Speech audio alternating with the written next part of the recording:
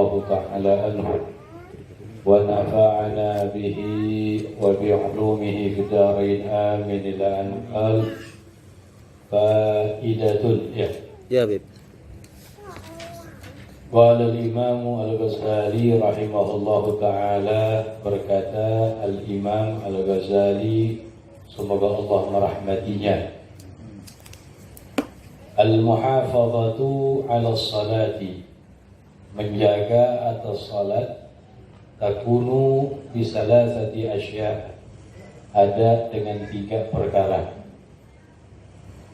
Yang pertama, isbagul wudu, menyempurnakan wudu. Arti isbag, menyempurnakan, mendatangkan sunnah-sunnah dan adab-adab ketika berwudu. Isbagul wudu. Yang kedua, al-iktsar minal ad'iyati, memperbanyak dari membaca doa. Fi salatihi, di dalam salatnya, kulliha, seluruhnya.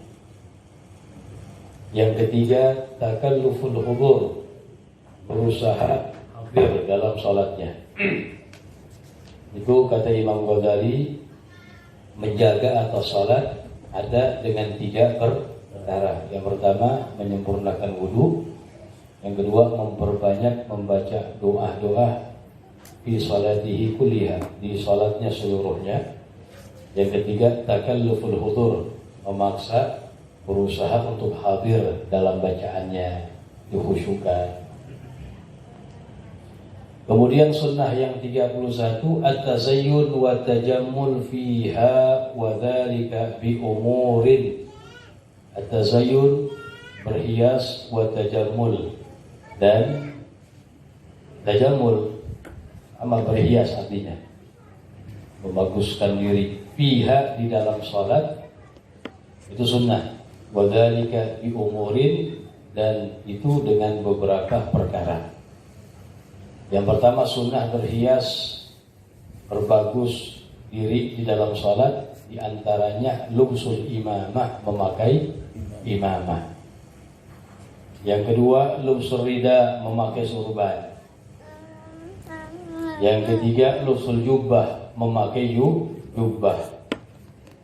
Yang keempat, lubsul khatam, memakai cincin. Yang kelima, lubsul failasan fi haqqi man yaliqu bihi, memakai failasan. Failasan itu yang agak panjang dikit.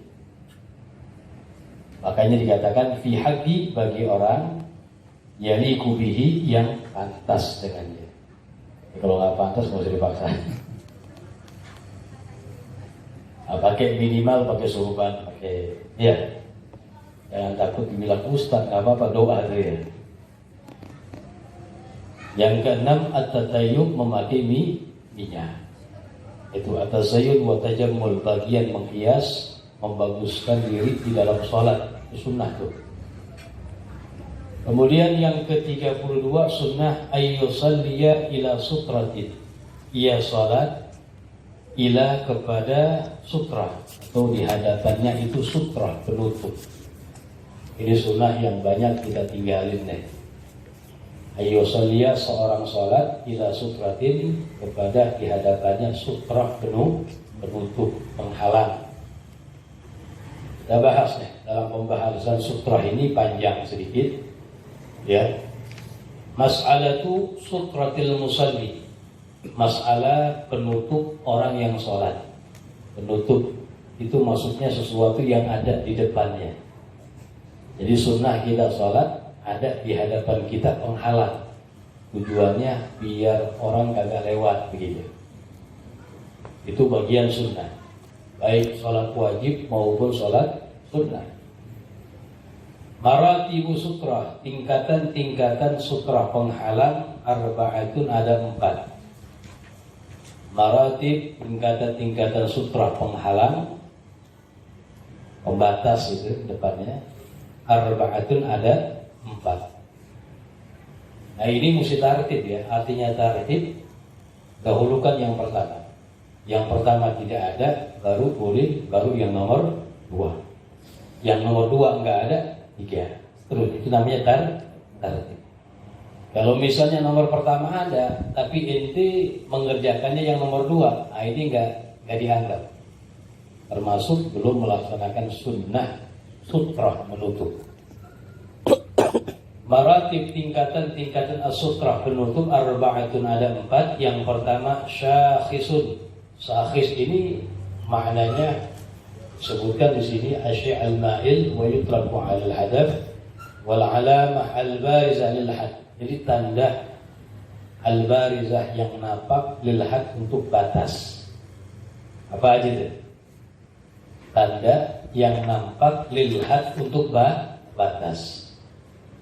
Apa aja? Au jidarun, atau tembok. Tembok. Ini kiblat di mana kiblat? Yang bersolat mari. Mari kiblat ya. Mari. Ya, ini bisa. Syakhis penghalang sutrahnya adalah tembok. Au sariyatun, atau tiang. Atau di tiang. Yang mana penghalangnya itu la yanqus irtifa'u dzalik, tidak kurang tingginya itu an sulusai dira'in. Jadi tidak kurang tingginya penghalang itu an sulusai dira'in, dari 2/3 dira. Dari 2/3 dira. 1 dira kurang lebih 50 cm. Berapa? Taruh 50 cm 1 dira. 1 hasta. Dengan tangan mu'tadilah yang sedang, bukan tangan yang pendek, bukan tangan yang jangkung, bukan. Kurang lebih 50 cm. Kalau 2/3-nya berapa? 2/3-nya berapa? Dari 50. Ya, mungkin 30 lebih sih ya. 35, 34, 33 seperti. Jadi 2/3 itu 2 kali sepertiga. Ya. Misalnya 60, 2/3-nya berapa? Hah? Kalau 60, 2/3-nya 40. Sepertiganya kan 20, 20, 20. Kalau 2/3-nya berarti 40. Itu kalau 60. Kalau 50, ya 33, 34, begitulah. Jadi tingginya daripada sutrah itu enggak kurang dari 2/3 dirham. Enggak kurang dari 35 cm begitu. Wala yab'ud anhu, dan tidak jauh anhu darinya aktsar min salasati adrub.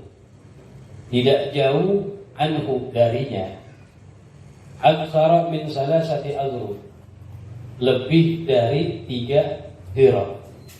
Jadi tingginya enggak kurang dari 2/3 dirham. Jarak dia orang yang sholat dengan penghalangnya agak lebih dari 3 dirham.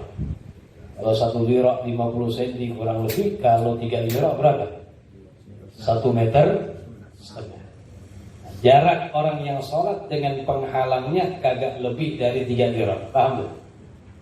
Tingginya penghalangnya enggak kurang dari 2/3 dirham. Lihat. Ini tingkatan pertama. Syakhis, sesuatu penghalang, tanda yang nampak lil had, untuk pembatas yang tinggi ya, atau tembok atau tiang. Kalau itu sholat di sini, ya ini tembok penghalangnya. Ya. Kalau itu sholat seperti itu, jangan di tengah-tengah. Jarak antara tembok sampai inti enggak lebih dari 3 dirham, 1 meter setengah. Kalau sunnah misalnya dekat sih. Karena kalau di sana ini jauh dianggap. Syaratnya tidak dianggap. Itu yang pertama tingkatannya. Yang kedua tingkatannya, kalau bisa ayan siba, yang menancap hasal. Menancap hasal yaitu hasal. Apa namanya? Apa bentungan itu? Tongkat. Dia menancap hasal. Kayu panjang begitu. Dia angkat situ. Tadi belum ya, yang nomor 1 tuh takliknya ada di bawah nomor 1. Jadi nomor 1 tembok atau apa? Tiang yang mana tingginya enggak kurang dari 2/3. jaraknya antara dia dengan penghalang nggak lebih dari 3 dhira', 1,5 meter, nggak lebih. Wa tuhsabu minal akib, bawahnya ta'liq nomor 1. Wa tuhsabu minal akib, dihitung jarak sutrah itu minal akib, dari tumit orang yang sholat. Jadi jarak 3 dhira', 1,5 meter dihitung dari mana? Dari akib minat tumit inda Ibni Hajar, menurut pendapat Al-Imam Ibni Hajar. Jadi 1,5 meter dihitung dari tumit orang yang sholat. Wa inda Ramli, menurut Imam Ramli, min ru'usil asabi', dihitungnya dari ujung jari-jari kaki. Dari jari. Kan lumayan tuh ya. Bisa bangsa 25 atau 30 cm. Ya. Ibn Hajar bilang dihitung 1,5 meter dari tumit. Kalau Imam Ramli bilang dihitungnya dari mulai ujung jari. Itu aja perselisihannya. Ada alurnya macam-macam. Tadi yang kedua tingkatannya menancap hasa, kayu.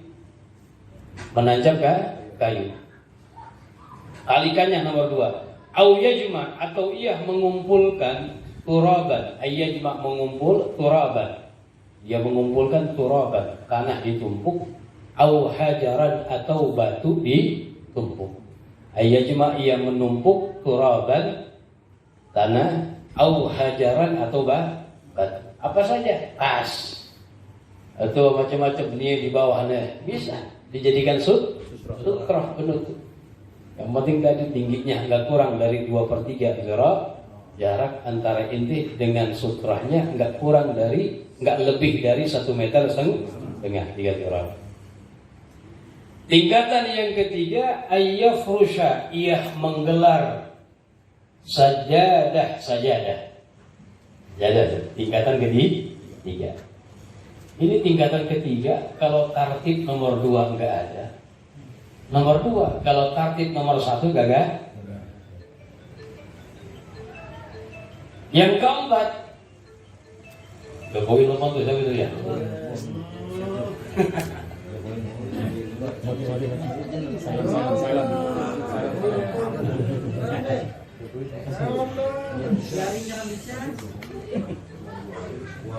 Yang keempat, maratib tingkatannya khuttan, ia menggaris khuttan dengan garis. Digaris. 3 tuh. Bulan secara memanjang, la ardan, bukan secara melebar. Tapi tulan secara memanjang, la ardan, bukan secara melebar. Itu tingkatan keempat. Mungkin kalau itu sholat di tanah lapang tuh ya kagak ada tiang, kagak ada. Buat nancep pakai kayu, kagak ada. Sejadah kagak bawa. Ya, nah boleh. Yang terakhir sunnahnya di khuttan, digaris tulan secara memanjang. Di pembatas saja biar orang tahu kalau lagi sholat dia jarak. Wal afdalu, dan yang paling afdal fi sutrah, dalam penghalang itu, penutup itu, antakuna an yaminihi aw yasarihi, ada itu sutrah di sebelah kanannya atau sebelah kirinya. Jadi dalam kitab Bushrul Karim disebutkan itu. Misalnya ini tiang kotak, sampingnya dia di sini, bukan sampingnya tiang, pas. Nah ini tiangnya kayak gini macam misalnya. Di sininya nih. Di pinggirannya, paham tuh? Itu sholatnya di sini tapi di pinggir. Atau sutrah di kanannya dia penghalang, atau di kirinya dia. Atau sholat di sini. Jadi bukan pas ngadepin begini. Di sampingnya, bukan samping sininya ya. Tetap di sini tapi di samping begini. Didekatkan dengan sutrah. Itu yang paling afdal. Tapi kalau ente di sini juga mendapatkan sunnah sutrah di sini. Tapi yang paling afdal berada sutrahnya itu di kanannya atau di kirinya. Ingat arti di kanan, ini misalnya sutrah anaknya. Bukan aneh di sininya, bukan, tapi di sininya. Dirinya di sini. Nah ini, kepalanya kemari. Paham gak? Atau yang di sebelah sini seperti di sini dirinya, kepala di sini. Itu yang paling afdal. Wa idza kanat sutratu, dan apabila ada penghalang itu, sutra itu mu'tabaratan, bukan berapa itu, mu'tabaratan, telah dianggap. Idza kanat sutratu mu'tabaratan, apabila ada as-sutratu, penutup itu, mu'tabaratan, telah dianggap. Maksudnya apa? Telah memenuhi syarat. Fa yahrumul murur, maka haram melewati di hadapan. Fa yahrumu, maka haram al-murur, menyeberang di hadapannya. Wa yundabu, dan disunahkan lil musalli, bagi yang salat, daf'ul mar, untuk menghalangi orang yang lewat. Jadi kalau orang yang salat udah pakai sutrahnya mu'tabarah, telah dianggap telah memenuhi syarat. Orang yang lewat di hadapannya haram tuh nggak boleh, dosa. Dan yang sholat sunnah baginya kalau ada orang yang lewat dan dia telah memakai sutrah yang memenuhi syarat, sunnah menghalanginya. Nah, kapan kita sunnah menghalangi? Kalau kita ada sutrahnya tuh, dan sutrahnya mu'tabarah, telah dianggap atau memenuhi syarat. Yang lewat nggak boleh dosa. Kenapa? Sunnah untuk menghalang, karena termasuk daripada nahi munkar di sini. Melarang orang berbuat dosa. Ada ta'liqan nomor 4 di bawah. Wa naqala al-Imam An-Nawawi fi Majmu'i qaulan, menukil oleh Al-Imam An-Nawawi dalam kitab Majmu'nya, qaulan 'anil Imam Al-Ghazali, pendapat dari Imam Al-Ghazali, ucapan dari Imam Al-Ghazali, annahu, bahwasanya yukrahul murur wa la yahrum, dimakruhkan menyeberang di hadapan, bukan haram, hanya makruh saja. Walaupun yang sholat itu telah penghalangnya memenuhi syarat. Menukil Al-Imam An-Nawawi dalam kitab Majmu'nya, kaulan, pendapat Imam Al-Ghazali, bahwasanya hukum melewati di hadapan orang yang sholat itu yang memakai sutra hanya makruh saja, tidak haram. Wa fi hadza, dan di dalam pendapat ini, sa'atun, adalah keluasan, dikasiri minan nas, untuk banyak dari orang-orang. Walihada, wa fi hadza, dalam pendapat ini, sa'atun, keringanan yang sangat luas, toleransi yang sangat luas, likasiri minan nas, untuk banyak dari orang-orang. Ada banyak orang yang sembarangan tuh ngelewatin orang yang sholat. Ala kulli hal, ada pendapat yang seperti ini yang mengatakan hanya makruh. Ini pendapat sa'atun, keringanan, keluasan bagi orang-orang lain. Ada banyak orang yang lewatin orang yang sholat, padahal yang sholat udah memakai sutrah dengan sempurna. Ala kulli hal, ada pendapat ulama yang mengatakan makruh, enggak haram, begitu. Tapi ingat, pendapat muktamad terkuat dari ulama Syafi'iyah bahwasanya hukumnya haram. Karena berdasarkan satu hadis Nabi, atau makna hadis, khairul lahu ayyagifa arba'ina kharifan min ayyamurra baina yada'il musalli. Atau makna hadis, kata Rasulullah, masih lebih baik bagi seseorang berdiri selama 40 tahun daripada dia melewati di hadapan orang yang sedang sholat. Begitu tuh. Berdasarkan itu hadis, perselisihan pendapat ulama. Berarti itu larangan keras dari Nabi. Hukumnya bisa menjadi haram. Tapi ala kulli hal, ada pendapat yang mengatakan makruh. Nah, ini fasahatun. Jadi keluasan atau kerenggangan hukum bagi manusia, bagi kita orang awam. Karena banyak saudara-saudara kita yang sembarangan aja udah lewatin orang yang sedang sholat, padahal sudah memakai sutrah dengan sempurna, lewat sembarangan. Walau ada udzur, padahal masih ada jalan yang lain. Ala kulli hal, ada pendapat yang mengatakan makruh. Itulah hikmah, manfaat daripada ikhtilaf a'immah, perselisihan pendapat para imam. Rahmat buat kita, jadi nggak berat. Kemudian wa idza lam takuni sutratu mu'tabaratan, wa idza dan apabila lam takuni sutra, apabila sutrahnya itu tidak mu'tabarah, tidak dianggap atau tidak memenuhi syarat, fayukrahul murur, maka menyeberang lewat di hadapan orang yang sholat makruh aja hukumnya. Hukumnya al-murur, melewati di hadapan orang yang, wala yajuzu lahu, dan tidak boleh lahu bagi orang yang sholat, daf'ul mar, menghalangi orang yang lewat. Kalau orang yang sholat sutrahnya tidak memenuhi syarat, maka yang pertama, orang yang nyebrang di hadapannya cuma makruh, hukumnya kagak haram, makruh. Dan yang sholat nggak boleh menghalangi, nggak boleh. Letor ente, kadang-kadang kita halangin, ya, padahal kagak boleh. Kenapa? Karena dianggap sutrah penghalangnya ghairu mu'tabarah, tidak dianggap atau tidak memenuhi syarat.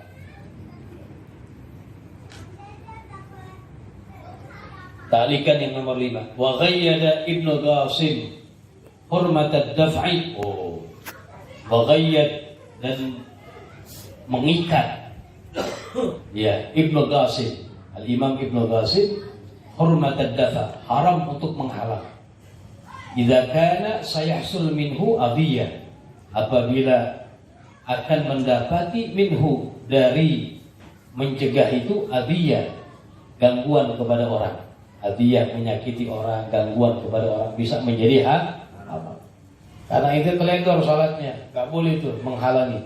Kalau sutrahnya kagak mu'tabarah, kagak memenuhi syarat, hukumnya jangan. Bahkan Ibn Qasim mengatakan bisa hurmat ad-dafa, bisa menjadi haram kalau misalnya kita menghalanginya itu ada adiyah, gangguan kepada orang lain, jatuh, dijorokin misalnya, ya. Wa illa fa in kana khafifan, wa illa apabila sampai tidak menyakitkan, fa in kana khafifan, apabila khafif, ringan, wa sumiha fihi, dan dimaafkan di dalamnya, fala yahrum, maka hukumnya tidak haram. Ya begitu. Nah, menghalanginya ini juga ada tata caranya. Memang bahasa hadis Nabi, dalam riwayat yang lain Nabi menggunakan kalimat fal yuqatilhu. Bahasa qatil di sini bukan dibunuh, tapi dihalangi. Fal yuqatilhu, hendaknya ia menghalanginya. Ya, hendaknya ia menghalanginya. Nah, berdasarkan itu hadis, ya, ada amr ghaib di situ. Fi'il amr ghaib, fal yuqatilhu, hendaknya ia menghalanginya. Atas perintah itu maka ulama mengatakan bahwasanya menyeberangi hukumnya adalah haram. Tapi ada pendapat yang mengatakan makruh. Jadi yang jelas penghalangan yang kita lakukan ini jangan sampai adiyah, menyakiti. Jorokin orang benar-benar sama dia berjatuh gelindingan, jangan. Adiyah bisa menjadi haram. Tapi kalau khafif wasumiha, dan dimaafkan fihi, di dalamnya biasa, fala yahrum, maka tidak menjadi haram. Ini pembahasan kalau misalnya sutrahnya tidak dianggap, ya. Sutrahnya tidak dianggap.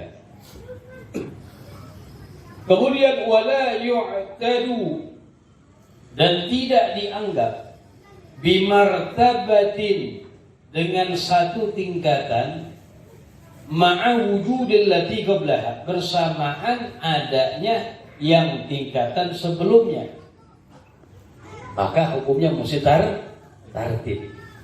Di sini wala yu'tadu, tidak dianggap, bimartabatin, dengan satu tingkatan, ma'a wujudi, bersamaan adanya, allati qablaha, tingkatan yang sebelumnya. Misalnya nomor 1 ada, maka nomor 2 kagak dianggap. Harus yang dikerjakan yang nomor 1. Begitu maksudnya. Karena tarah. Wa kullu saffin, dan setiap barisan salat, sutratuhu, penutupnya as-safful ladzi amamah adalah shaf yang ada di depannya. Jadi kalau berjamaah, sutrahnya shaf itu adalah orang yang berada di depannya. Wasaful awal, dan shaf yang pertama, barisan yang pertama, sutratuhu, sutrahnya dia, barisan yang pertama, sutratul imam adalah penutupnya imam. Betul begini. Ini imam di sini kan? Ya, makmum yang shaf pertama di belakang situ. Ini kan tembok, imam sutranya apa? Tembok, jelas. Ya, nggak lebih dari 3 dirham. Nah, ini sempurna udah syaratnya. Sedangkan shaf yang pertama dengan tembok jauh nggak? Jauh. Makanya sutrahnya shaf yang pertama sutratul imam. Sutranya walaupun jauh, tetap dapat dia di situ. Yang belakang sutrahnya orang yang ada di depannya dia. Nah, begitu. Jelas ya? Wa kullu shafin sutratuhu as-shaful ladzi amama. Jadi setiap shaf sutratuhu penutupnya adalah as-shaful ladzi amama, shaf yang ada di depannya. Wa shaful awal, dan shaf yang pertama sutratuhu penutupnya, sutrahnya sutratul imam, penutupnya imam. Kemudian yajuzul murur, boleh melewati. Maksudnya melewati di depan orang yang salat. Ma'a wujudi sutrati, bersamaan adanya sutra. Fi arba'i halat, di dalam 4 keadaan. Jadi ini pengecualian. Namanya apa? Kadang-kadang orang sholatnya udah pakai sutra, tapi yang lewat boleh nyebrang di hadapannya. Ini pembahasan. Berarti pengecualian. Padahal kan hukum asalnya kagak bu. Kalau orang yang sutrahnya udah sempurna mu'tabarah, maka hukumnya haram orang melewati di hadapannya. Walaupun ada pendapat yang mengatakan kecuali fi arba'i halat, di dalam 4 keadaan. Apa itu? Yang pertama, idza kana fi harami Makkah, apabila ada di tanah haram Makkah. Cuma tanah haram Makkah bukan semuanya. Fi mahalli tawaf faqat, di tempat tawaf saja. Selain tempat tawaf berlaku hukum tadi. Di tempat tawaf. Jadi orang tawaf ya macam-macam lah. Orang lagi sholat depannya lewatin nggak jadi masalah. Itu nggak usah begini, nggak usah ya. Mau belajar berarti gitu ya. Iya, malu. Kadang-kadang kita lagi sujud terang gelap kan gitu ya. Iya, masuk ke bunian. Gomis. Ya ada kulihal, orang pada lewatin banyak. Ente kalau sholat sembarangan di mutaf, tempat tawaf repot. Bisa diinjak sama orang ya. Bisa. Benar. Jadi kalau di tempat tawaf ini kayak kita setelah tawaf kan sunnah sholat 2 rakaat. Sunnah namanya sunnatut tawaf. Setelah mengerjakan tawaf, sunnahnya fi maqam Ibrahim, di belakangnya. Lebih afdal tempatnya. Pas tujuan, pasti aja ada yang lewat ke depan kita. Enggak jadi masalah karena itu kagak haram di situ. Ini tempat pengecuali. Itu yang pertama. Yang kedua, idza qassara, apabila lalai al-musalli, orang yang salat itu, bi an shalla, sekiranya dia salat fit thariq, di jalan. Dia apa? Di jalan. Ya di situ tuh, depan tangga. Walaupun depan ente kasih sutra penutup. Namanya lalai, tempat orang jalan. Walaupun sutrahnya mu'tabarah, wah udah dianggap bener, cuma kan tempat jalan. Itu nyebrang di hadapannya, lewat di hadapannya enggak apa. Itu pengecualian yang kedua. Yang ketiga, wa idza wajada al-musalli furjatan, apabila wajadah mendapati al-musalli oleh orang yang salat furjah. Furjah ini shaf yang kosong, ya. Furjah bahasanya itu lubang, ya, shaf yang kosong begitu. Yang orang masih bisa masuk. Fayajuzu lahul murur, maka boleh baginya al-murur, untuk lewat di hadapan orang yang sholat, lisaddil furjah, untuk menambil lubang yang kosong tadi. Misalnya begini, ini dikunci nih, ada di belakang sana. Itu baru datang. Ini sopnya sholat. Ente lihat yang baru datang, loh, depan ada kosong tuh. Iya. Ya kan banyak begini sering dia. Ini taksir nih, seharusnya yang depannya kosong, yang belakang maju ke depan. Ini gak ada yang maju. Ente yang di luar jebrang kemarin. Ini ditutup misalnya ya, nggak jadi masalah. Kayak jus maka boleh lahu baginya al-murur, melewati di hadapan orang yang sholat, lisaddil furjah, untuk menambal yang kosong. Jadi itu pengecualian. Yang keempat, yang terakhir pengecualiannya, idza kana mudtarran, apabila ada dia terpaksa. Mudtar, terpaksa. Bi an kana yurid, sekiranya ada dia itu ingin qada al-hajah, buang hajat. Asna as-shalah, di pertengahan sholat. Lagi tengah sholat, terbelet bukan mainnya ya. Kalau ente tungguin, bahaya udah urusan. Bisa dikebukin orang-orang gue. Ya udah keluar, walaupun keluarnya itu menyeberangi, melewati di hadapan orang yang sholat. Itu namanya mudtar, terpaksa.